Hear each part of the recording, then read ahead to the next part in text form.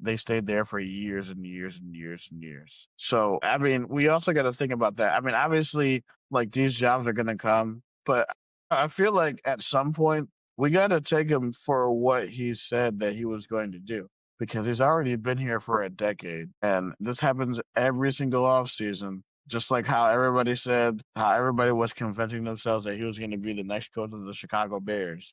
And we all knew that that wasn't going to happen because sometimes coaches just talk, or maybe GMs want to know what type of player that they're going to get if they draft an Iowa State player, or at least you know like, and it doesn't make sense either for him to leave because he literally just signed the best class in Iowa State history, a top 50 class, which is the best in school history. So that also wouldn't make any sense for him to stockpile all this great talent in a top 50 class just for him to leave. It literally makes no sense, guys.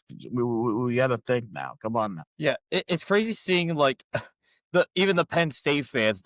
They some of them really want like they're putting like pictures of Matt Campbell out there, and I'm like, wait, I would think with how Penn State is, would they actually want to coach like Campbell, and would they actually like have patience with them?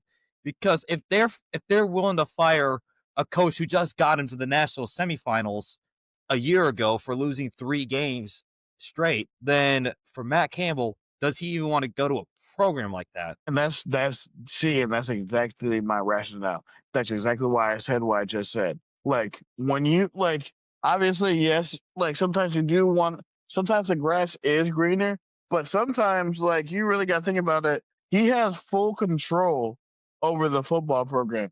So even if we think that let's say like we win 8-4. 8-4 is still, and if we go 9-4, this will be probably our third best for one of our best seasons in school history. Yeah. And obviously, as long as Matt Campbell feels that he can win here and win big here, he's going to stay. And he still feels like he can win here, and he now he's in a groove to now where for high school recruiting and in the portal, he knows what type of guys that he's looking for his teams to be successful. So he has that down to a T. He knows the guys like whoever is on the scouting staff and on the other coaches that are good in recruiting. He knows the type of guys that he wants. So I mean, like going to a place that has higher expectations and in the same fan base like Penn State, I just don't know that that would be a good fit. Yeah. Now, obviously, he's going to choose what he wants to do, but like due to his previous body of work, I'm just going to say that he's going to be our head coach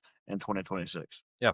And I mean, he's like you mentioned, he like shot down like going to the Bears. I mean, other colleges have called for him, SEC schools, and then like I remember USC wanted to like Southern California wanted to hire him at one point, if I'm not mistaken, before they ended up with Lincoln Riley, if I'm correct. Yeah, So yeah. yeah.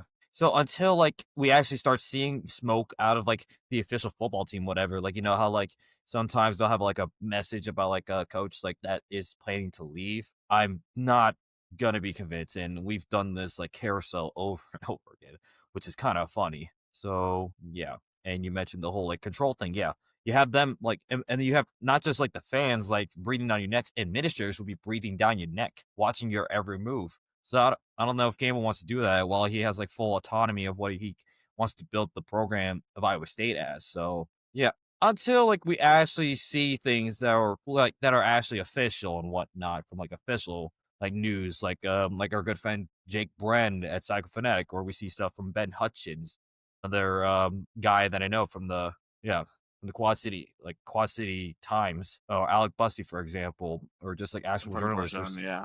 Yeah, and or like we see something out of the football program and out of the athletics program.